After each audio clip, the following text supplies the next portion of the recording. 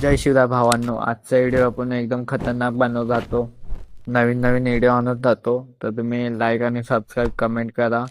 आणि तुम्हाला bit मार्काची link तुम्हाला टेलिग्राममध्ये भेटत जाईल फ्रीमध्ये. सेक्युरिटीची लिंक मिळते तुम्हाला, सगळं फ्रीमध्ये भेटत जाणार.